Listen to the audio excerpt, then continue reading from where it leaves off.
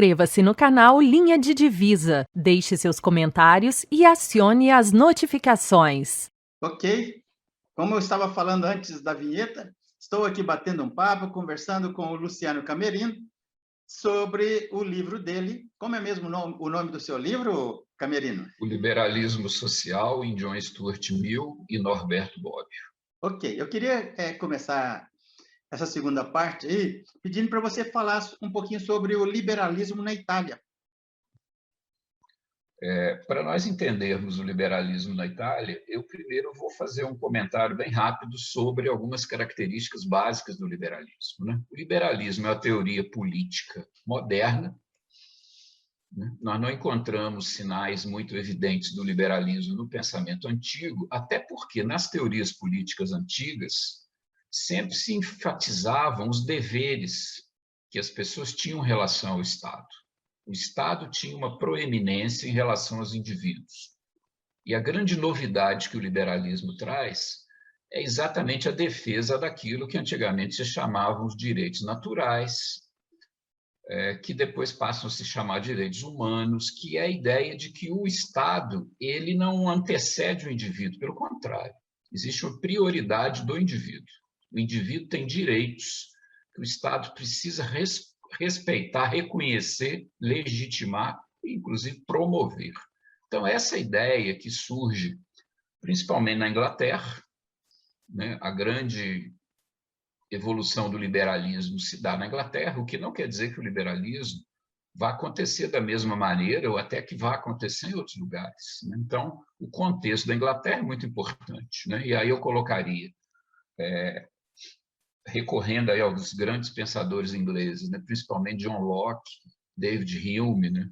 Eu colocaria, em primeiro lugar, a separação entre o Estado e a religião. Essa é uma das primeiras características do liberalismo, é o Estado não confessional, e não confessional não é só do ponto de vista religioso, é um Estado não ideológico, é um Estado que reconhece o direito de todas as pessoas defenderem as suas concepções, desde que elas obedeçam às regras do jogo, né? E a regra do jogo básica é reconhecer que o outro pode ter opiniões divergentes.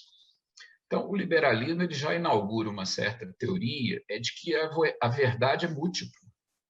Não existe uma verdade una a qual todas as pessoas deveriam se curvar. Pelo contrário, cada um de nós enxerga a realidade de uma determinada forma. Então, essas diferentes visões a respeito da realidade, elas devem negociar no campo político. Talvez essa seja a grande contribuição que o liberalismo dá. Daí se desenvolve a concepção da tolerância. Não é por acaso que o John Locke vai escrever lá cartas acerca da tolerância, em que ele defende isso, né? É claro que para isso existir, nós precisamos de um Estado que organize o conflito. O liberalismo não é uma teoria que diz que existe um consenso político, né? Pelo contrário, o liberalismo reconhece, legitima o conflito. Mas o conflito precisa ser organizado, precisa ser civilizado. Para usar uma expressão do Norberto Bobbio, nós temos que contar as cabeças e não cortar as cabeças. Então, não se admite no liberalismo, né, a não ser em casos muito extremos, né, o recurso da violência. A violência só vai ser legitimada no liberalismo numa situação de explícita ditadura. Mas, fora disso, se não existe como substituir os governantes pela eleição, nós não precisamos da violência. Nós temos que passar para um estágio mais desenvolvido da civilização humana, que é o estágio do diálogo e do respeito às opiniões alheias e da ideia de que o outro, porque pensa diferente de mim, não é o meu inimigo, né? Pelo contrário. Tenho que estar disposto a aprender com ele e ele também da mesma maneira. Então, isso nasce na Inglaterra, nesse contexto, né? E aí vai se surgir um tipo de Estado, que é o chamado Estado liberal, que é o Estado chamado Estado de Direito, o Estado limitado, o Estado constitucional, que é um Estado em que a violência ela é restrita ao mínimo necessário. E quando ela acontece, né, e ela tem que ser monopólio do Estado, ela tem que se dar dentro da lei. Ela não pode se dar de maneira ilimitada, irrefreada, ela tem que ser submetida às regras jurídicas. Então, esse é o panorama fundamental do entendimento do liberalismo. Agora, no caso italiano, nós não tivemos esse desenvolvimento. Por quê?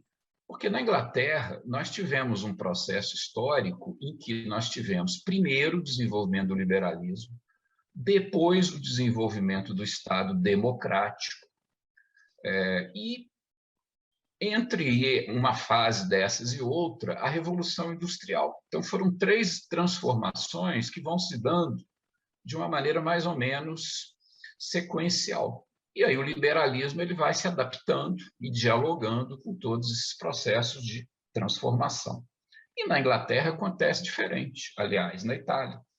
A Itália ela não era um país unificado até o fim do século XIX. A Itália, quando ela vive uma modernização econômica, ela não vive uma modernização social. Eu acho que um dos grandes equívocos que nós costumamos encontrar quando se discute o liberalismo é acreditar que o liberalismo é simplesmente o livre mercado.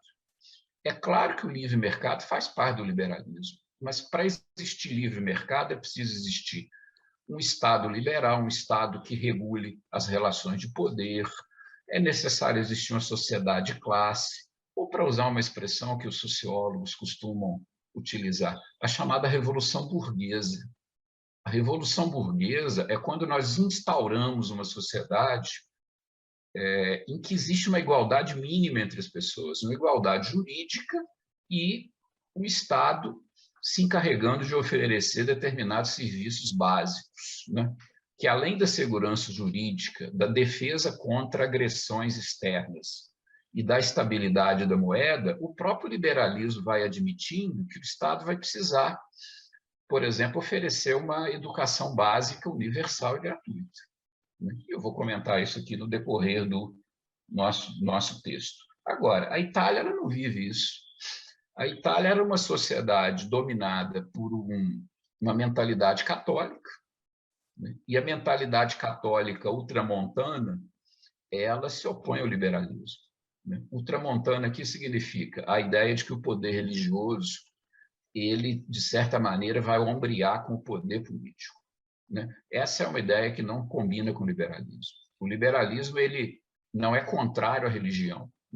Ele não é uma teoria política ateia, pelo contrário, o liberalismo ele simplesmente entende que a religião é uma questão privada e que ela toca em problemas que não dizem respeito ao Estado. Por exemplo, se Deus existe e se Deus é conforme Buda, Maomé ou Cristo definiu, isso não interessa do ponto de vista do Estado. O Estado é uma questão anterior.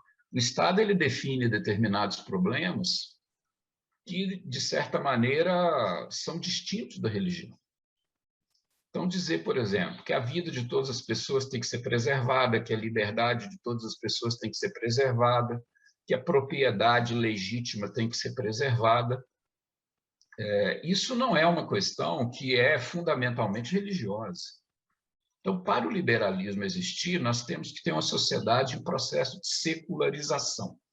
E isso não aconteceu na Itália, porque na Itália o poder religioso católico era extremamente poderoso, e quando a Itália vive um processo de modernização econômica e de unificação política, essa instituição da religião, essa organização clerical da sociedade, digamos assim, ela não foi transformada. Então, não se reconheceu na Itália, por exemplo, uma igualdade jurídica básica entre todas as pessoas, que o liberalismo defende, a ideia de que todos têm direitos civis e políticos, a ideia de que o Estado ele deve permitir o conflito dentro de um certo limite, e que ele deve, inclusive, autorizar os trabalhadores a participar da disputa política. E nada disso aconteceu na Itália. Então, é como se você vivesse uma modernização econômica com relações sociais arcaicas. E isso faz com que a Itália seja semelhante ao Brasil, ou que o Brasil seja semelhante com a Itália, melhor dizendo. Porque nós também tivemos esse processo no Brasil. O que o Getúlio Vargas faz, por exemplo, no Brasil, é inaugurar um processo de desenvolvimento econômico que não é tipicamente capitalista, porque se de um lado ele faz isso através de empresas econômicas estatais, ele atrela todo o movimento sindical ao Estado. E a ideia liberal é de que o trabalhador ele não tem que ser necessariamente dependente do Estado para reivindicar os seus direitos. O ideal é que ele faça isso diretamente com seus empregadores, com seus patrões, e através dos seus partidos políticos. Então, você ter um Ministério do Trabalho, por exemplo, que obrigue o sindicato a se vincular a ele, né, a ser reconhecido através dele, é uma maneira de tutelar as relações de classe. E isso é oposto à concepção do liberalismo. Então, a Itália, ela tem o seu processo de desenvolvimento econômico acentuado, né, a partir do fim do século XIX, no início do século XX, mas ela não tem uma estrutura liberal de política. E talvez até por isso ela tenha vivido a experiência do fascismo, porque as pessoas não encontraram, ou pelo menos alguns grupos sociais, não encontraram formas de manifestar suas preferências, né, a não ser através da ideia de um Messias, que também é uma coisa muito comum na sociedade brasileira. Nós tendemos a enxergar o político como uma espécie de profeta, né? Alguém que vem para resolver tudo e nos levar ao reino dos céus. Né? E isso é completamente anacrônico. Né? Inscreva-se no canal mágica, Linha de mística. Divisa, deixe seus comentários e acione as notificações.